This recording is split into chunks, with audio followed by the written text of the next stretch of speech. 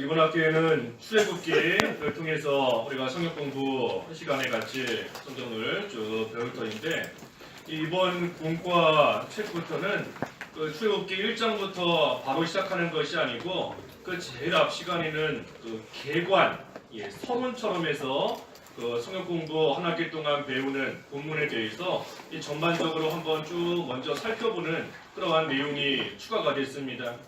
그래서 다음 시간부터 출애굽기 1장 순서대로 쭉 나가는 것이고, 오늘은 출애굽기 개관으로서 출애굽기의 전반적인 그러한 서론적인 부분들에 대해서 함께 살펴보려고 합니다. 이 출애굽기는 우리가 잘 아는 것처럼 모세가 기록한 그러한 성경입니다. 하나님께서 모세를 통해서 기록하셨어요. 모세가 그저 자기 생각대로 자기 마음대로 쓴 것이 아니라 모세가 성령의 감동으로서, 다시 말해 하나님께서 모세가 가지고 있는 지식과 인품과 환경과 재능과 그 모든 것들을 이용하셔서 성령의 감동으로 쓰신 책이 이 출애굽기 하나님의 말씀입니다. 모세가 5권의 성경을 기록했지요. 5권 뭐지요?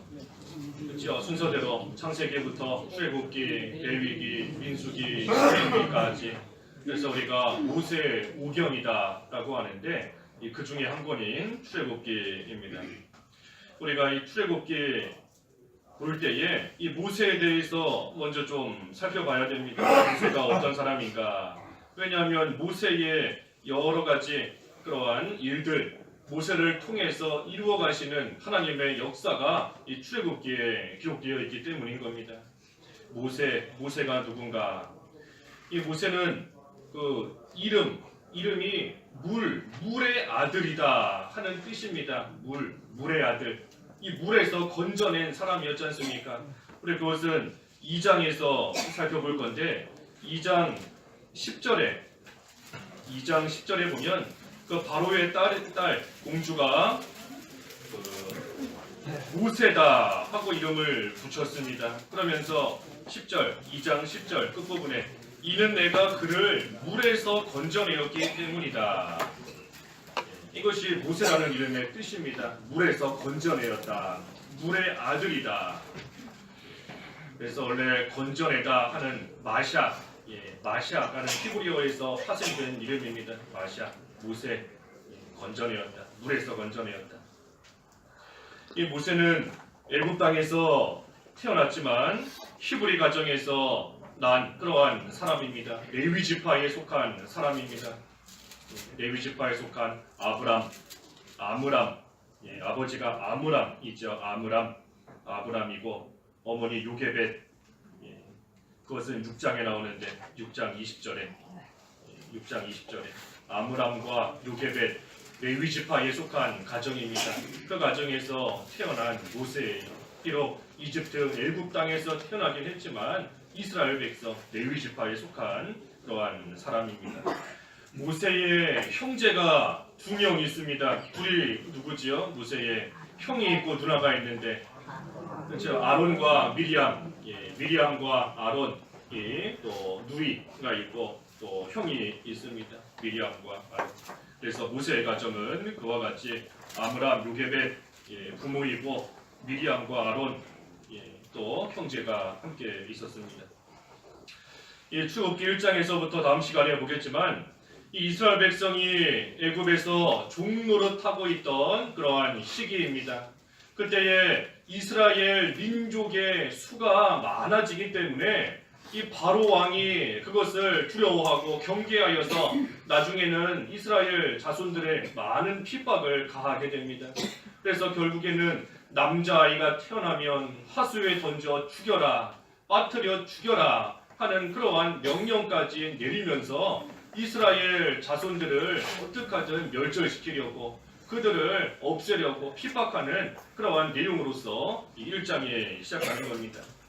하지만 그때에 나일강에 비록 모세가 버려졌지만 하나님의 섭리 가운데 바로의 딸 다시 말해 공주의 건져짐을 건지게 되고 그 가운데서 또 왕궁에서 자라나게 되는 겁니다.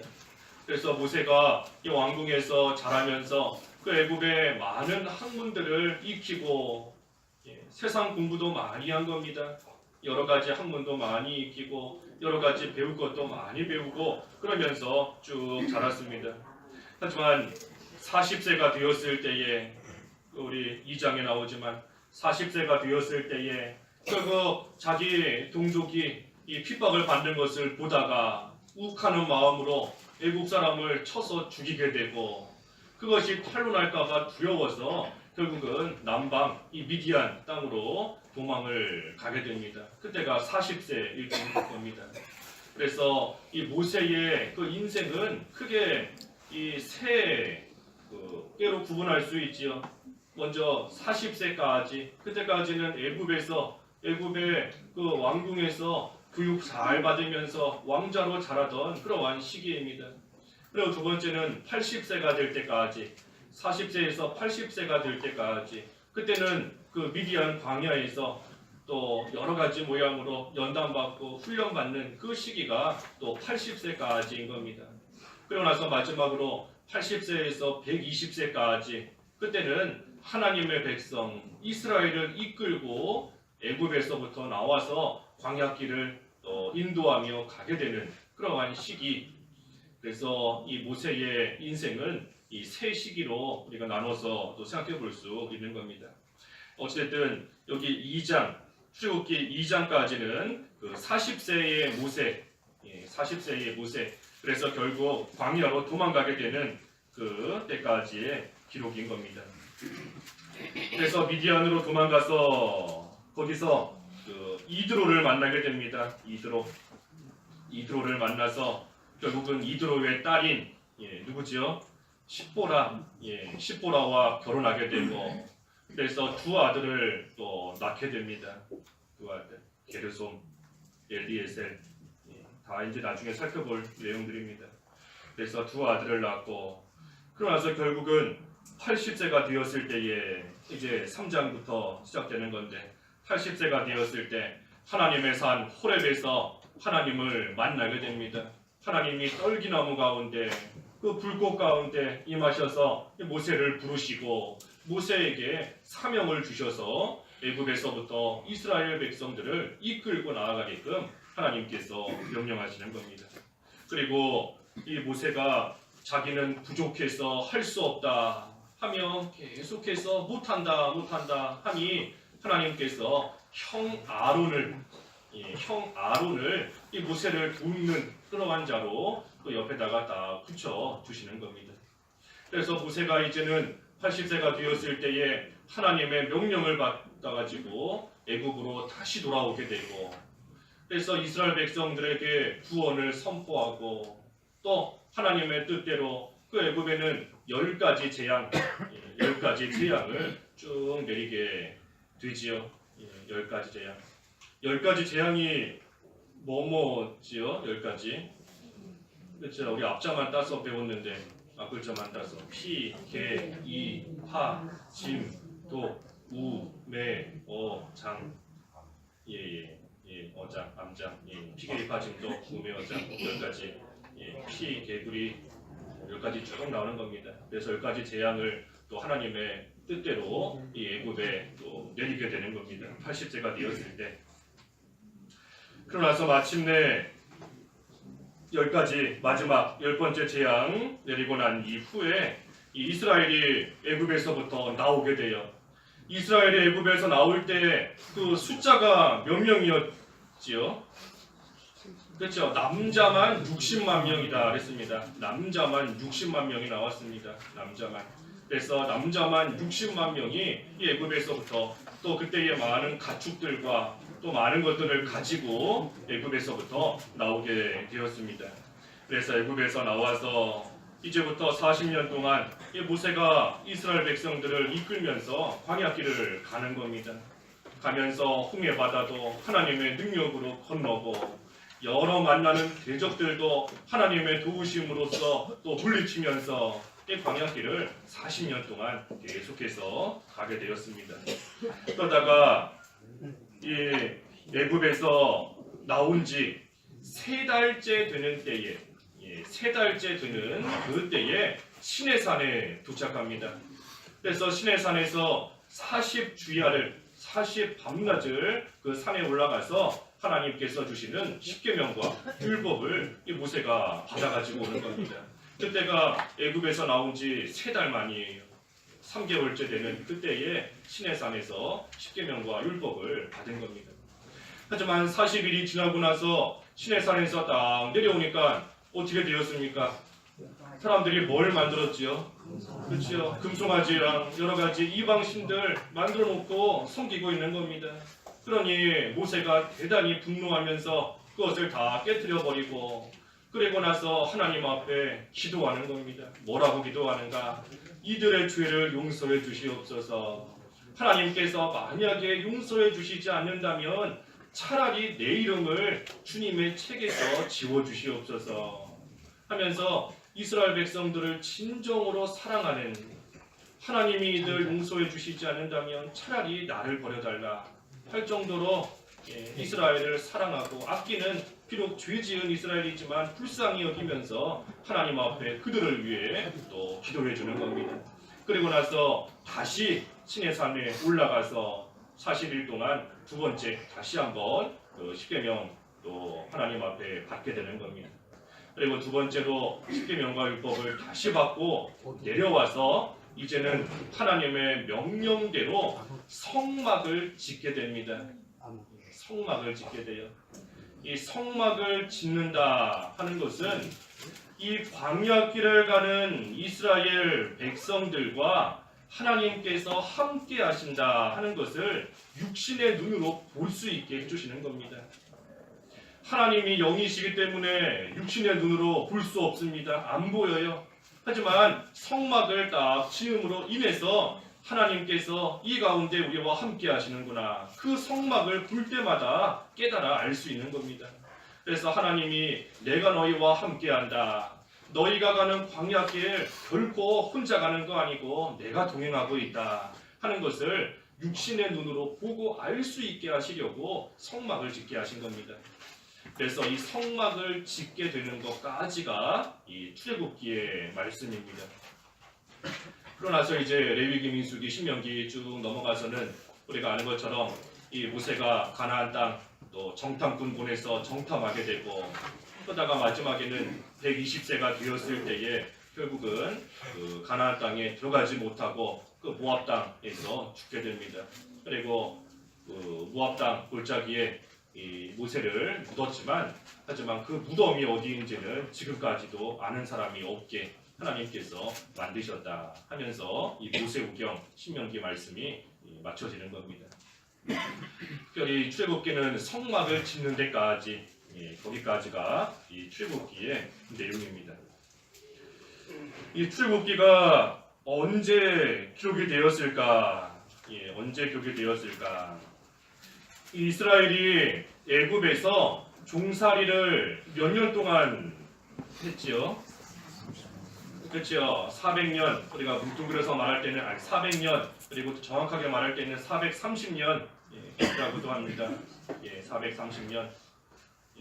그래서 이 430년 동안 애굽에서 종살이하다가 430년이 꽉 찼을 때에 이제는 그 애굽에서 나오게 되었습니다. 나오게 된 그 때가 언젠가? 그 때가 언젠가 하면 우리 주전 1446년입니다.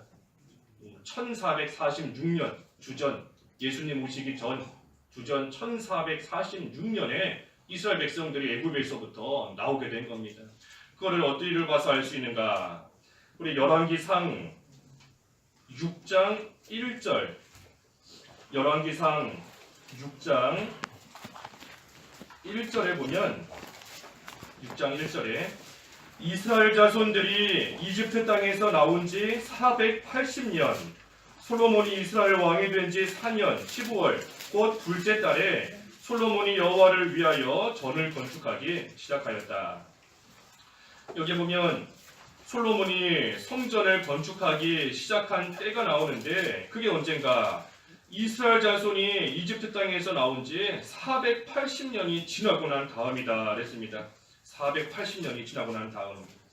이 솔로몬이 성전을 건축한 그 시기가 우리 역사적으로 보면은 주전 966년입니다.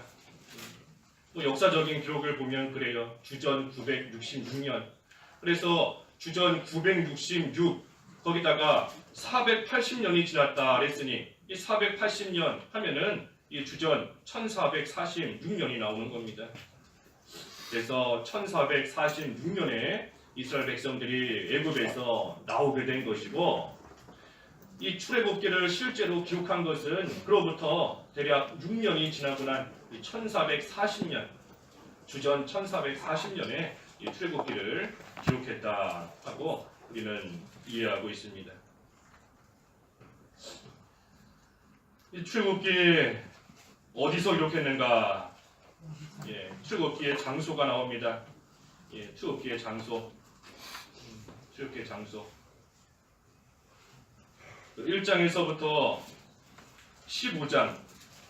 1장에서부터 15장 22절까지는 이 배경이 애굽입니다. 애굽, 이집트. 15장 22절까지가 배경이 애굽이에요. 이집트에서 있었던 일입니다. 그래서 출애굽의 과정에 이르기까지 하나님께서 모세를 통해서 이스라엘을 건지시고 구원하시는 그 내용이 이 15장 22절까지 기록이 되어 있습니다. 그리고 나서 15장 23절부터 18장까지는 이 시내산까지의 여정입니다. 시내산까지 이스라엘이 어떻게 갔는가? 그때 가는 길에 백성들이 하나님 앞에 먹을 거 없다고 원망하고 하나님께서 만나와 메추라기를 보내주시고 또 베드로의 장인인 이드로가 또 모세를 방문하고 하는 그러한 내용들이 15장 23절에서부터 18장까지 쭉 이어지는 겁니다. 시내산까지 가는 길이에요. 시내산. 그리고 마지막으로 19장에서부터 끝장 40장까지가 이 시내산에서 하나님의 명령을, 하나님의 율법을, 계명을 또 주시고 받게 되는 그러한 내용이 19장에서부터 40장까지 이어지는 겁니다. 그래서 이 출애굽기는 이와 같이 이 세 곳으로 나누어서 또 장수적으로도 시작해 볼 수 있고 출애굽기의 주된 내용이 뭔가 출애굽기의 주된 내용이 뭔가 이 내용도 역시 세 가지 사건인 겁니다. 세 가지 사건. 하나는 말 그대로 애굽에서부터 나오게 해주시는 사건. 그것이 출애굽기의 큰 사건 중에 하나예요. 애굽에서부터 나오게 해주시는 거. 그리고 두 번째는 시내산에서 율법을 주시는 거. 시내산에서 율법을 주시고 또 받게 되는 거. 그리고 마지막 세 번째는 하나님의 명령대로 성막을 건축하게 되는 것. 그 세 가지가 출애굽기의 큰 흐름, 중요한 내용인 겁니다. 애굽에서 나오는 일, 그리고 시내산에서 율법을 받는 일, 그리고 성막을 짓게 되는 일. 그래서 우리가 앞으로 이 출애굽기를 통해서 이 세 가지 큰 사건 속에서 이제 일어나는 여러 가지 작은 세부적인 그러한 일들과 하나님의 역사에 대해서 앞으로 쭉 한 학기 동안 살펴볼 겁니다. 끝으로 우리가 출애굽기의 내용이 뭔지 대략적으로 알았는데 그렇다면 우리가 여기서 받을 수 있는 교훈이 뭔가? 우리가 출애굽기가 누구에 의해서 기록됐는지 이미 알고 있고 내용이 어떤지 이미 알고 있는 겁니다. 중요한 것은 우리가 그 가운데서도 우리의 영적인 양식을 찾아서 먹어야 되는데 오늘 이 출애굽기 개관에서 특별히 얻을 수 있는 교훈이 뭔가? 우리 세 가지만 간단하게 보면 먼저는 하나님께서 준비시키신다 하는 겁니다. 하나님께서 준비시키신다. 모세의 생애를 볼 때에 그때 순간순간적으로는 왜 모세가 이런 일을 당하는지 왜 이렇게 되는지 도저히 알 수 없는 겁니다. 하지만 모세의 인생, 삶 전체를 놓고 보았을 때에는 하나님께서 모세를 이렇게 쓰시려고 그때 그런 일 당하게 하셨구나 하는 것을 알 수 있는 겁니다. 하나님께서는 모세를 쓰시기 위해서 하나하나 준비시키신 겁니다. 모세를 40년 동안 애굽에서 여러 학문들을 잘 배울 수 있게끔 하나님께서 역사하시기 위해서 이 나일강에 빠뜨리게 하시고 그때에 바로의 딸 공주가 그것을 발견하게 하시고 양자로 삼게 하시고 그래서 애굽에서 그때 당시에 귀한 세상적인 학문을 또 열심히 잘 많이 배울 수 있게 하나님이 만드신 겁니다. 그리고 나서 또 40년 동안은 광야로 보내셔서 그곳에서 이제는 영적으로 잘 훈련되도록 또 하나님께서 준비시키시며 만드신 겁니다. 그리고 나서 80세가 되었을 때에 이제는 하나님께서 쓰실 만한 자로 준비가 되었으니 하나님이 애굽으로 보내셔서 이스라엘을 이끌고 나오게 하는 그 일에 사용하신 겁니다. 그래서 하나님께서 준비시키시는 겁니다. 그러니 우리도 하나님께서 언제 어떤 모습으로 나를 쓰실지 모르니 우리도 하나님의 인도를 따라서 하나님께서 우리를 훈련시키시는 대로 우리를 만드시는 대로 우리는 잘 쓰임받으며 준비되어야 됩니다.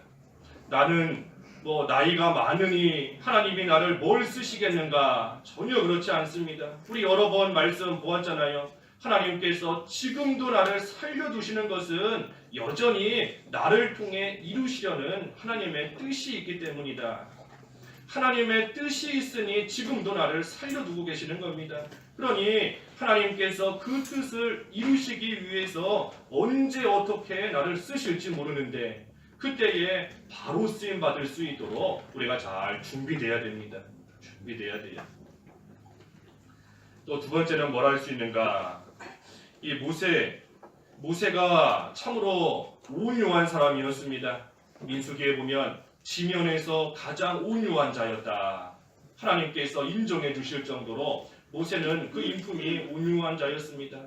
또 그 애굽의 모든 귀화, 보물 그러한 것보다도 하나님의 백성과 함께 고난당하는 것을 더 귀하게 여겼던 그러한 사람입니다. 그뿐 아니라 하나님의 말씀대로 일평생 순종했던 사람이 모세입니다.